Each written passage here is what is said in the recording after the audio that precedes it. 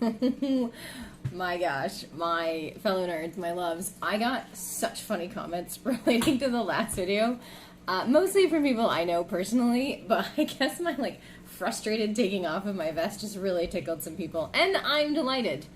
I don't plan to make, strip and sip a regular thing, although now that I've said that, it's kind of catchy. Having, a lot of random ideas that could adopt strip and sip.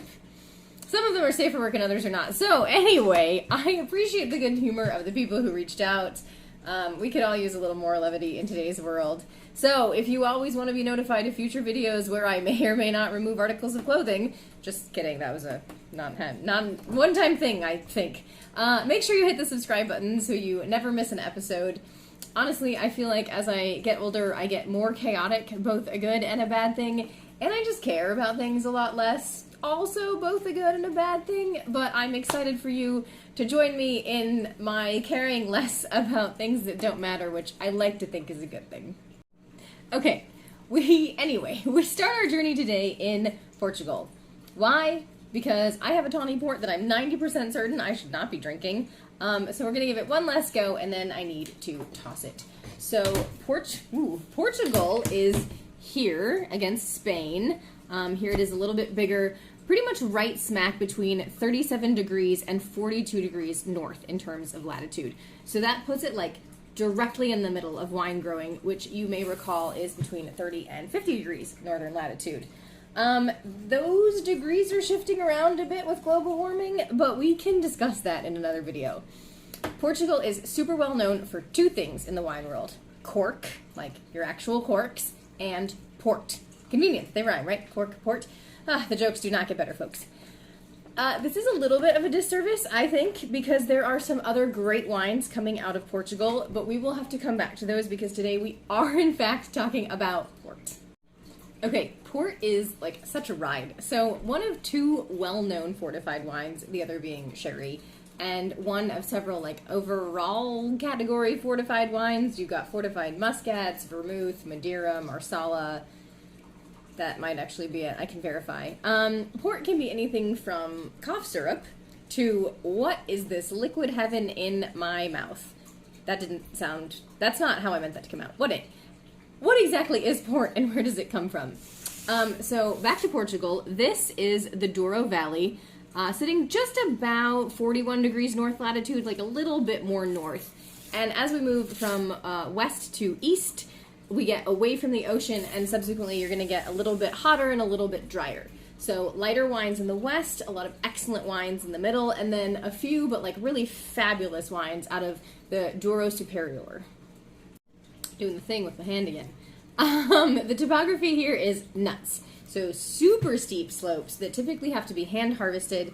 And I think it was here I was reading, it can get so steep that when the harvest is over, the workers go down and gather up all the soil that has eroded and slid down the slope and put it back into the vineyards.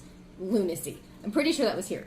I share this partly because it's so wild, and partly because good port can get expensive, and I always like to know why I'm paying a lot of money for something before I do so. That's partly why. It's very labor intensive. Okay, so now how port is made. I hope you're ready for this. It's not as complicated, in my opinion, as sherry, which we will do eventually, but it is a little bit nuts. So you take your grapes. Ports are made from red grapes, the five preferred being Touriga Franca, Touriga Nacional, Tanta Barroca, Tanta Roriz, and Tinto Xiao. It's C and then the A with the little, oh my god, what's that thing on top? The wavy bit on top, O. Also, this is not in a particular order of most to least used. That's just the order in which I memorized them, so that's the order I'm listing them. Anyway, you take your grapes and you start making wine. Rather than a traditional crush and press method, which we've talked about, traditionally port was made via 3 to 4 hours of foot treading and lagers, which I thought I had a picture of, but I don't.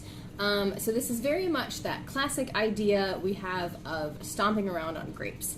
Kind of love it.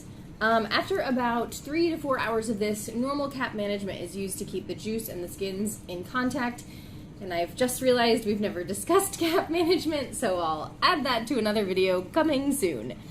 After about 24 to 48 hours, the wine will have reached 5 to 9% ABV, and fermentation will be halted via the addition of aguardente, a grape spirit that can be no more than 77% ABV.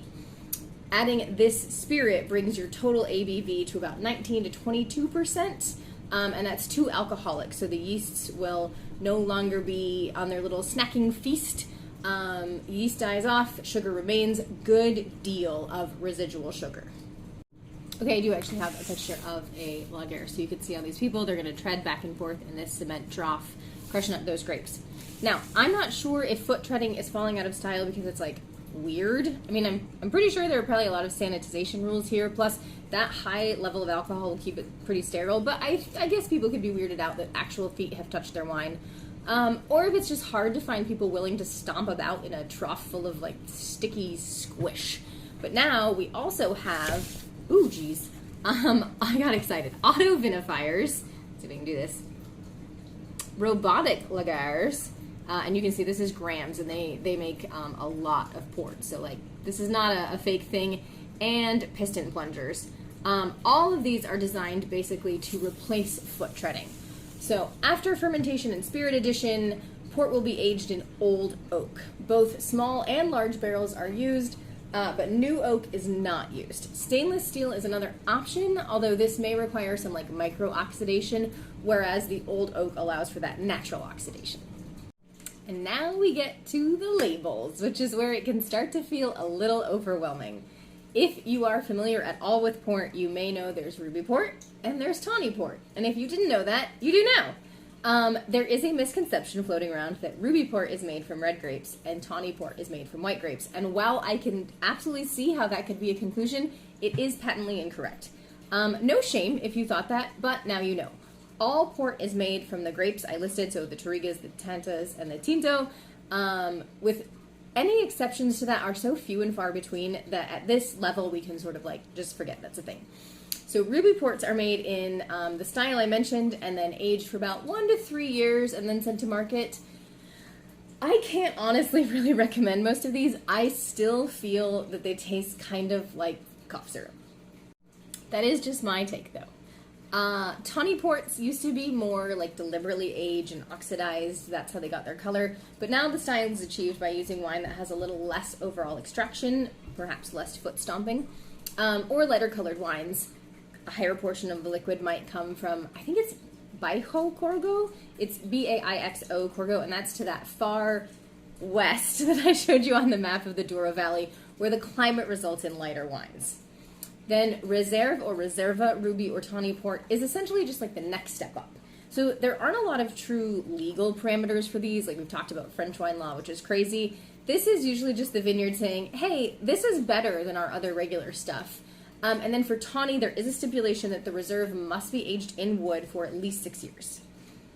Next, we get to LBV, which stands for late bottled vintage. I just had one of these, and while it was a little cloying at the temperature I had it, it was vastly superior to what I was expecting, and I imagine that a little bit more chilled, it would make for an excellent dessert. LBVs will spend 4 to 6 years in oak before being bottled, and this extra time helps integrate some of the oxidation and soften, and it'll leave these wines like a touch above the high quality reserve ruby options. Now, because they do spend so much time aging in the oak, they typically do not benefit from any further aging in bottle, and you can just drink them when you buy them. Of note, while most LBV, late bottle vintage, are fined and filtered, and now I can't actually remember if we've discussed that, but we'll table that. Some LBVs are not and will throw a very heavy sediment and will need to be decanted. We can definitely do a video on decanting. It's like straightforward, but I still benefited greatly from seeing someone else do it before I started doing it myself. If you don't know if your LBV was fine and filtered or not, just go ahead and decant it. Worst case scenario, you get some practice and it didn't need it, but if it did need it, you did it. Now we start getting to some of the wilder stuff. Tawny port with an indication of age. When you see a port labeled 10-year, 20-year, or 30-year, this means the wine has undergone a long period of oxidation. This is what gives it the tawny color. In long, skinny barrels, which I believe are called pipèche. It's spelled like pipes. The wines from different mash pipes are then blended and made to basically present the characteristics that you would expect of a wine that is 10, 20, 30 years old. Normally, the average age of the wine in the blend is approximately the same as the number on bottle. But frankly, if you had a blend where the average age of the wine was 27 years old, and it presented like you would expect a 20-year-old tawny port to present, from everything I've read and people I've asked, it would be labeled 20-year, not 30-year, even though you're closer to 30. Now, how likely is it that this 27-year-old average age would present like a 20? I have no idea. But regardless of this weird labeling, like, kind of concept, tawny port with an indication of age is still some of the best you can get. This is usually reflected in the price, but sometimes you can score a deal or get a cute little sampler like this one. I have this, but I was too lazy to go down and get it out of the basement. Anyway, these age-indicated ports have already been aged, so you don't actually usually want to age them. Just go ahead and start drinking. Okay, vintage port. If you thought we were already crazy, we're getting even crazier. A friend of mine sent me a video of this guy opening a bottle of port from 1869, I believe. 96, 69, I don't know. At the time of the video, it was like 159 years old. I will try to find it and put it in the video, in the description of this video. The point is, actual vintage port with like a real date on it, not an indication of age. I'm talking like an identified year, is ageable. I have one downstairs from 1980, which was like an okay vintage. I don't recall if it was widely declared, but it was declared by a few. And the point being that if I wait until I'm 60 to drink this, it should actually still be great because it is ageable. When I say widely declared, I realize I haven't been defining that. Port doesn't make a vintage every year. I believe it's about 3 years out of each decade. So we had vintage ports in 1960, 1963, 1967, 1970, 1977, 1980, 1982, 1983, 1985, and then I think the 90s were a little weird. Like 97 was widely declared, meaning a lot of vineyards declared vintage port, but 95, a few producers declared, and the others didn't. So I don't know if those are just like really incredible, or if like the producers just wanted to declare. I obviously haven't had a chance to try them all. So what does all this declaring mean? Producers have to decide in the second year after harvest, so like this autumn 2024 will be our harvest and it would be declared in 2026 if 2024 is good enough to make vintage port. And then the wine must be bottled no later than the third year, so 2027 for this year's harvest. Why do I keep doing this? What is this? Have I always done this? Has no one pointed out that I'm like a sock puppet over here? Anyway, that was a lot of information. Port is a lot.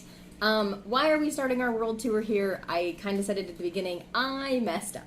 So I've had this 10-year tawny port. I had it in an event, which means I probably got it at Vino Culture.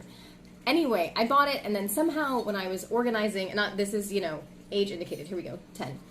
Blend age 10. Anyway, when I was when I was organizing all of the alcohol and wine after I moved back, I put this with the spirits. It should have been refrigerated. So this is kind of a last sip before I toss it. If I die from this, at least I'll have died doing something I love. So with your regular inexpensive rubies and tawnies, those, like any other wine, will keep in the fridge for a few days after opening, especially if you vacuum seal. Your reserves and reservas might last a week or a little more if you aren't super sensitive to the tastes. Your age-indicated tawnies can last a month or so after opening, but in the fridge. So that's where I made my mistake. We're going to try a little of this anyway, just to see what does happen. After a few, and by a few I mean many, months open on a shelf. I am so nervous. Look at this color. Woo-hoo! Okay, I made a weird face before, but it actually doesn't smell that terrible.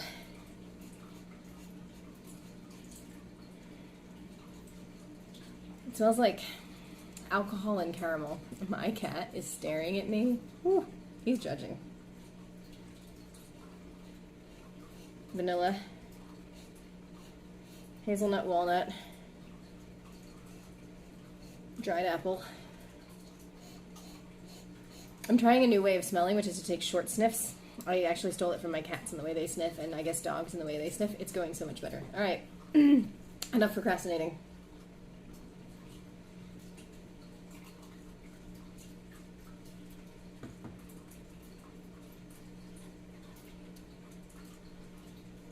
Why hasn't this gone bad? I mean, it's not as fresh. Like, I would call that a medium minus finish. There is nothing happens after you swallow it. It's gone. The flavor's gone. But like,